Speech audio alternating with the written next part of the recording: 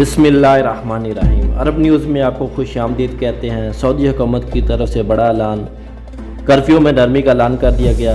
Curfew में जारी नरमी 29 रमज़ान 22 मई तक बरकरार रहेगी, जबकि 30 रमज़ान से 4 शवाल तक सऊदी अरब के तमाम इलाकों और सूबों में मुकम्मल कर्फ्यू का ऐलान कर दिया गया।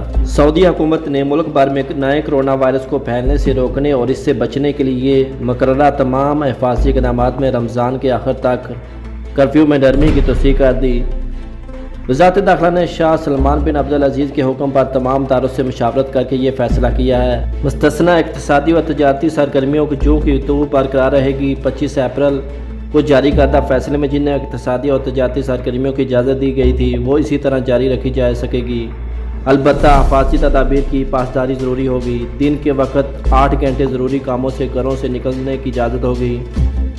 रोज़ाना सुबह 9 बजे से लेकर शाम 5 बजे तक सऊदी अरब के तमाम इलाकों और शहरों में मकामी पोशींदे और मुकीम गैर मुल्की घरों से अपनी ज़रूरियात पूरी करने के लिए निकल सकेंगे। अलबत्ता मक्का इस सहूलत से मुस्तस्ना होगा। मकामी शहरियों और मुकीम गैर मुल्कियों को ताकीद की जाती है कि वो घरों से निकलते वक्त मुकर्ररा हिफाजती तदाबीर का पूरी तरह से ध्यान रखें। 23 मई 2020 हफ्ते से 4 शवाल 1441 हिजरी बा मुताबिक 27 मई 2020 बुध तक के लिए 2 पाबंदियाँ लगाई गई हैं, जो ये है कि सऊदी अरब के तमाम इलाकों और शहरों में मुकम्मल कर्फ्यू नाफिज रहेगा। समाजी फाजिले की पाबंदी करना होगी। मसलन 5 से ज़्यादा अफराद किसी एक जगह जमा नहीं हो सकते।